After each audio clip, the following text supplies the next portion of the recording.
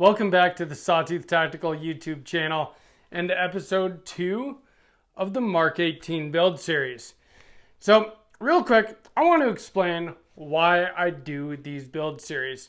A lot of channels on YouTube, they just get new guns to review all the time. And as much as I definitely want new guns to review all the time, and I will do that as often as I'm able to, I think that one of the most satisfying parts of gun ownership, of the firearms hobby and lifestyle, is actually putting together your own firearms.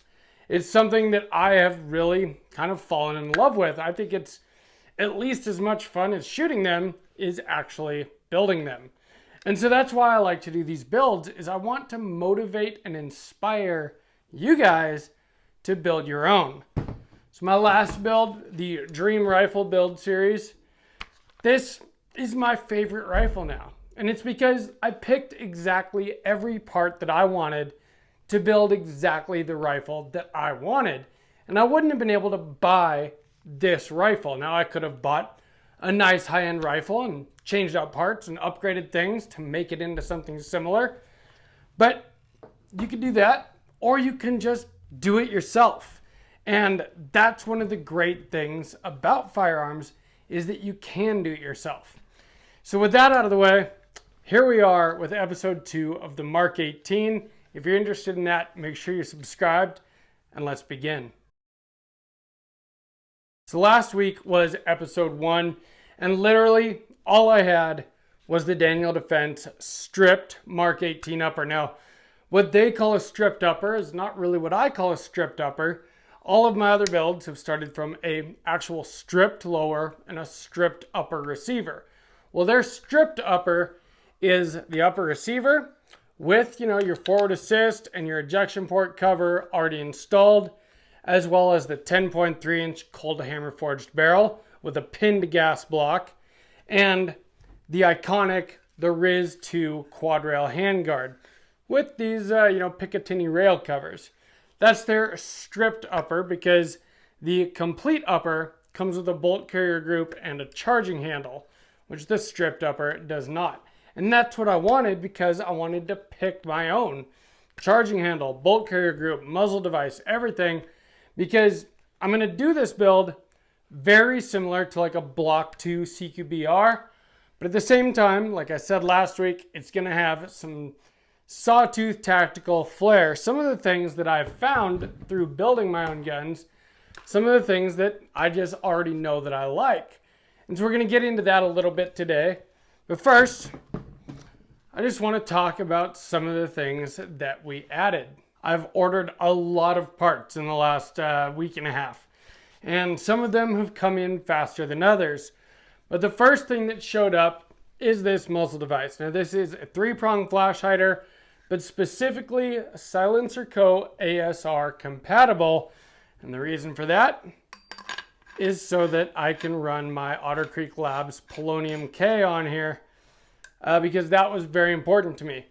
Part of the motivation and the inspiration for building a Mark 18 is that you can still have something fairly compact even with a suppressor on it.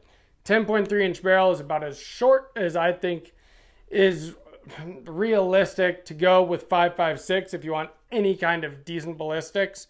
And even at 10.3 inches, you're definitely making some sacrifices as far as bullet velocity and terminal ballistics go.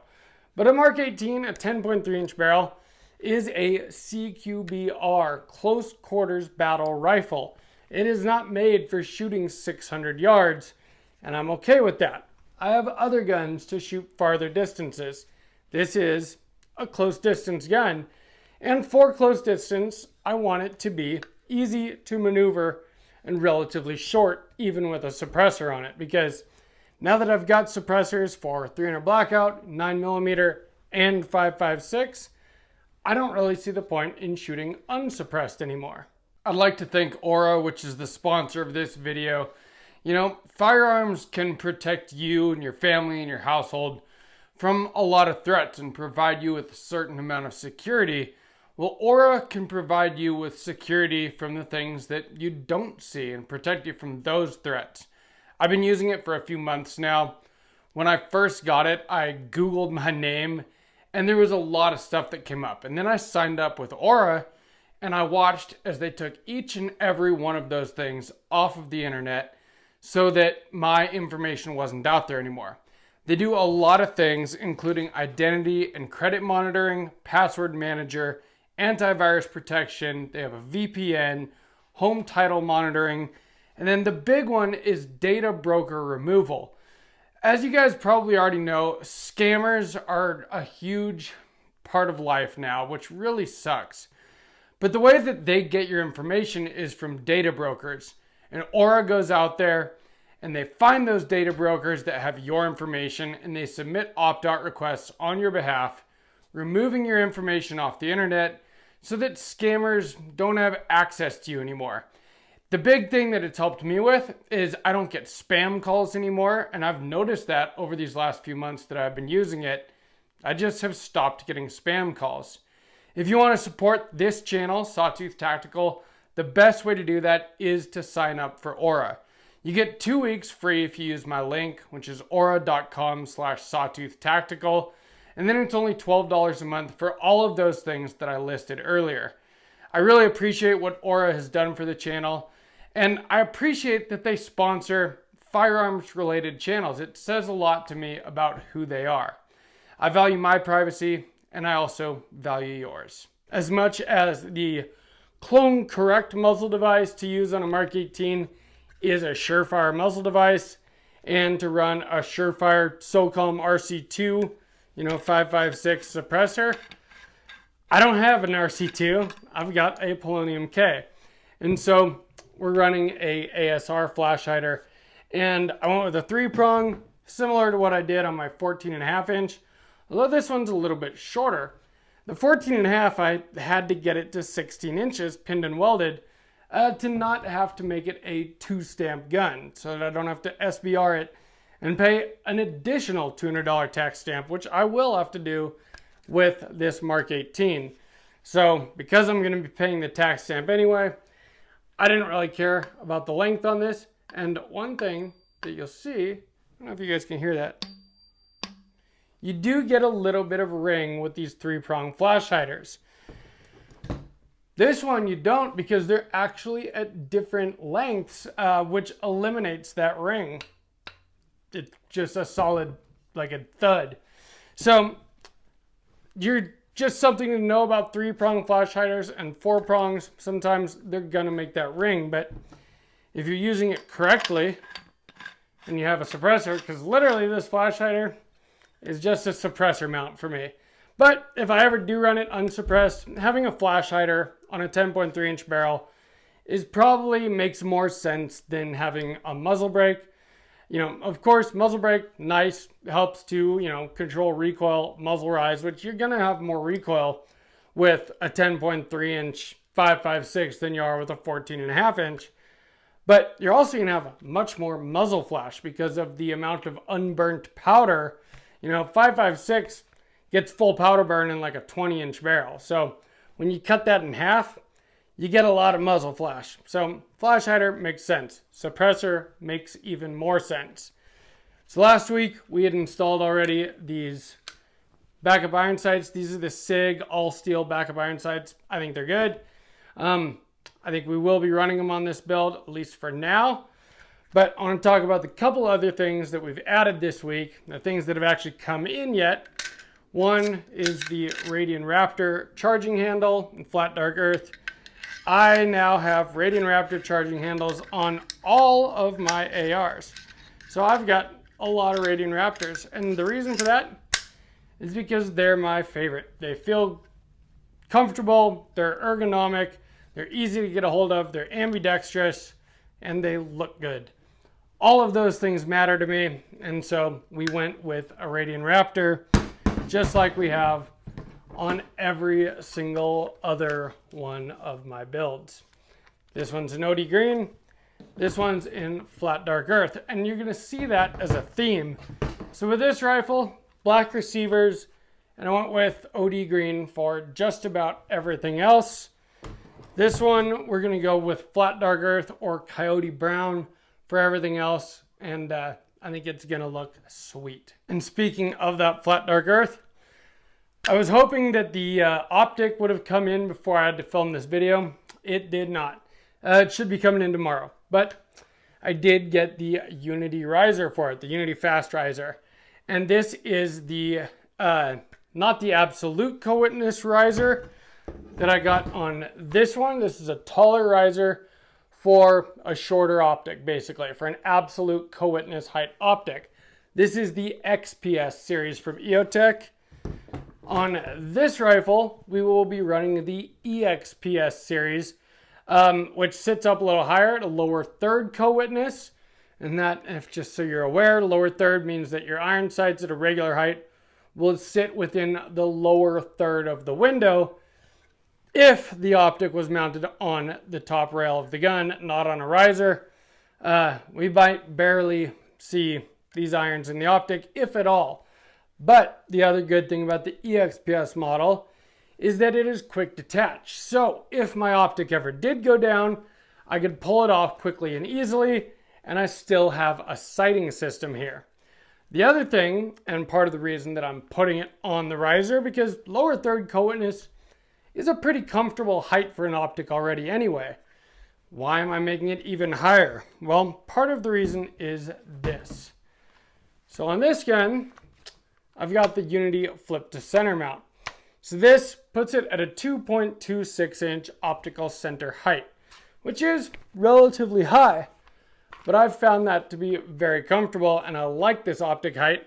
And it's also the only way that you can do this flip to center and it actually gets out of the way of your optic window. Well, the great thing about this Unity mount is that it is also quick detach. And so I can use this on this gun. And that will be kind of sweet because honestly, these things are pretty expensive. And so I can actually QD this. Hard to do on camera sometimes, especially with this, I've just found out, in the way. So we'll see if we do end up running these iron sights or not. But, or, you know, if we get different ones. But anyway, just to show you how it works. So this does quick detach onto a picatinny rail very easily, just like that. And so I will be able to use my G33 magnifier on both guns, which will save me some money during this build. You know, that's something if I want to have its own magnifier for this gun, I can get that down the road, but at least in the meantime, I can use this magnifier with the flip to center mount on both guns and the optic height will work with it. And that's kind of the point. So one of the things about these builds is that the more I've gotten into this, the more expensive my tastes have gotten. And I pay for all of this stuff out of my pocket with my own hard-earned money. And so, you know, something like a G33 magnifier on a Unity flip to center mount, if I could save some money by using the same one on two different rifles, at least until I, you know, just have that kind of extra money, I feel like I might as well right now. And, you know, I mean, if I really wanted to, I could do that with slings too. I'm definitely going to do it with the suppressors. You know, so one suppressor right now for all of my 5.56 guns. Maybe someday I'll have a suppressor for each gun. But currently that is not the case because that stuff just costs a lot of money. So as we said, expensive. But you know what? I think it is worth it to get the parts that you really like and that you really want, rather than getting cheap stuff that you end up replacing down the road. I've done plenty of that in my time in this hobby. And at this point, I'd rather just save up and get the things that I really like. And, you know, quality parts that are going to last. Which means that this build might take a little bit of time to complete. But that's okay. We'll just, you know, as we get new stuff, we'll do new episodes. Next week, I should have that EOTech along with other things. I've gotten a bolt carrier group coming. I've got, we'll save some of it for surprises. But I do have more stuff coming. This time, I'm completing the upper first, where normally I start from a strip to lower. We're doing the upper first this time because, well, the lower that I want is the Griffin Armament Mark II and belower. The reason for that being that I love this ADM lower, but I wanted something that looked a little bit more mil spec for the Mark 18. And the ADM has the best controls, in my opinion. Ambi controls is your bolt catch, bolt release in the business. Well, the Griffin Mark II lower has those same controls, but without the fancy machining on the magwell. So I think it'll look more appropriate for a Mark 18. And my local gun store, Guffey's Gun and Pawn, they said that they'll have one in for me in about a month. So the lower might take a little while. So in the meantime, we're going to build out the upper. But we're still going to collect parts for the lower. Things like Geisley triggers and Radian safeties and B5 furniture. And so that when we do finally get it, we'll be ready to get it put together. Cool thing is once I get that bolt carrier group, I mean, this technically is a functional upper now. I could put this on one of my SBR lowers and go run it. And so maybe we'll do that. Or maybe we'll just save it until it's all put together the way that we want. I guess we'll make those decisions as we go along. But let me know down in the comments if you have a Mark 18 and what you think about it in comparison to your other rifles. And let me know as well what parts you would choose to build out the upper and the lower on a Mark 18 build, because you might give me some ideas of things that I haven't even thought of yet. If you enjoyed this video, please give me a like. Make sure you subscribe to Sawtooth Tactical. If you do want to support the channel and help me build this out quicker, YouTube basically demonetizes all of my videos now. But if you click that first link in the description, sign up for Aura, you get a 2-week free trial. If you want to stick with it, it's only 12 bucks a month. If you don't, that is totally okay as well. But definitely check it out if you want to help me get this build done. From Sawtooth Tactical, stay strapped or get clapped.